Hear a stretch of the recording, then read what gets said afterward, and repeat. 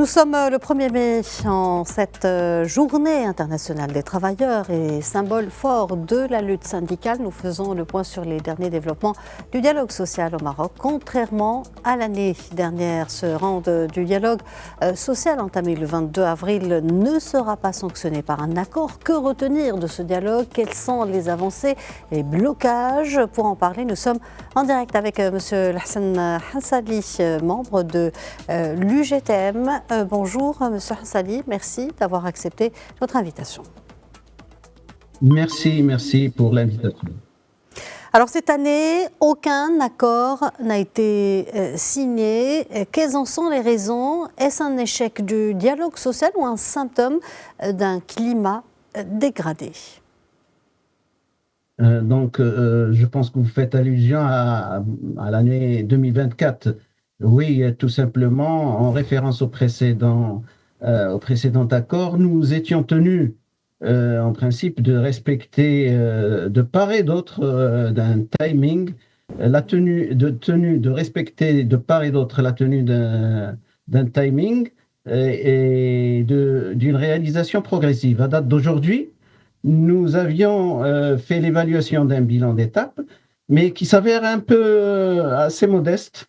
Et quant aux réalisations, notamment après avoir vécu une dizaine d'années de stress social, nous gardons espoir et faisons confiance aux promesses avancées afin d'éviter la propagation d'un climat de tension, en quelque sorte. Quels sont les principaux dossiers revendicatifs que vous portiez cette année? Écoutez, les dossiers, ils sont plusieurs. Plusieurs dossiers sont toujours d'actualité, comme je dirais le dialogue sectoriel qui n'est pas encore dans son parfait état. Une relance du gouvernement est nécessaire, je dirais même impérative, pour préserver un bon climat d'entente et de paix sociale.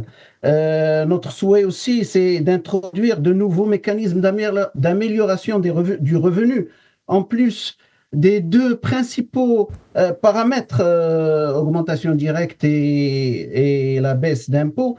Nous avons suggéré une augmentation quant aux allocations familiales, par exemple, et une allocation de scolarité aussi, et un taux de couverture sanitaire à 100%. Donc, ce sont d'autres paramètres sur lesquels le gouvernement devrait penser pour améliorer en quelque sorte le revenu aussi bien des actifs que des retraités. Pour les retraités, il est inadmissible à aujourd'hui que le gouvernement conserve sa sourde oreille et ne pense pas à améliorer le revenu des retraités. Comme vous le savez, c'est un revenu juste moyen et sinon faible. Donc, face à la situation à laquelle sont confrontées cette frange de population, donc surtout un pouvoir d'achat restreint dû aux revenus faibles. Donc, nous considérons que se pencher sur cette frange de société est impérative et importante. Justement, le dialogue. Oui. Monsieur Hansali, alors que le gouvernement, dans un communiqué qui a été publié hier, un communiqué de la primature, met en avant les avancées réalisées, certains syndicats estiment que les engagements précédents ne sont pas entièrement respectés. Qu'en pensez-vous et sur quel sujet avez-vous constaté une fin de non-recevoir et lesquels restent encore en discussion? Écoutez, il n'y a pas que les augmentations de salaire direct qui peuvent atténuer les tensions sociales. C'est aussi le déficit que nous avions constaté dans les politiques publiques, à l'exemple du taux de chômage qui reste en quelque sorte stagnant à un taux très élevé de 13 jusqu'à hauteur de 14% et qui touche une population de jeunes, aussi bien à la recherche d'un travail que pour les jeunes qui n'ont ni travail, ni formation, ni absolument rien. Donc le monde rural qui se trouvent dans une situation très compliquée, notamment après la période de sécheresse que nous avions vécue. Les investissements, on parle d'investissement, l'investissement public n'est pas efficient. Nous dépensons énormément d'argent. Les dépenses ont augmenté, je dirais, de presque 60-70%. Et il faut rationaliser en quelque sorte les investissements pour éviter une pression excessive sur les finances. Et donc, ça a été recommandé par la Cour des comptes en quelque sorte. Le taux de croissance reste très faible par rapport aux déclarations qui sont faites par le gouvernement. Donc, nous n'avons jamais pu atteindre le seuil de 4%, comme il a été déclaré à plusieurs reprises. Donc là, ce sont plusieurs dossiers qui peuvent en quelque sorte booster l'activité économique et bien entendu en parallèle faire en quelque sorte une stabilité, rendre une stabilité à l'économie pour les salariés et tout ce qui appartient enfin à cette frange population. L'accord signé à l'occasion du 1er mai l'année dernière prévoit une augmentation de 1000 dirhams pour les fonctionnaires publics en 2 tranches. Estimez-vous que cette mesure répond adéquatement aux attentes des travailleurs, notamment face à l'inflation et à la hausse du coût de la vie? Et qu'en est-il du secteur privé? Écoutez, toute augmentation accordée après plusieurs années de stagnation, reste en deçà des aspirations des travailleurs. Les salaires moyens dans la fonction publique ne dépassent guère les 5 000, 7 000 dirhams au grand maximum. Et pour le SMIC, c'est les 3 300. À votre avis, dans les grandes villes telles que Rabat, Casa et autres, est-ce qu'un salaire à cette hauteur-là peut satisfaire la population dans leurs dépenses, notamment les dépenses de scolarité, de santé, de nourriture, d'habillement, de remboursement d'éventuels crédits et de transport?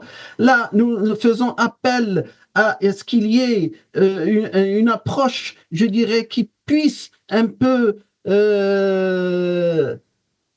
remédier à ce dysfonctionnement et à ce déséquilibre entre les sociétés aussi bien urbaines que para-urbaines. C'est vrai que c'est une question importante et à laquelle il faudrait qu'on s'y attelle, aussi bien les centrales syndicales que le gouvernement. Le dialogue social est censé être institutionnalisé avec des rounds réguliers. Votre évaluation sur la régularité et l'efficacité de ces dialogues? Écoutez, le dialogue, c'est vrai qu'il est à ce jour, je dirais, respecté à 2 échéances par an. Et comparativement à ce qui se faisait par le passé et le silence qui a été observé durant une dizaine d'années, nous en sommes plus ou moins satisfaits.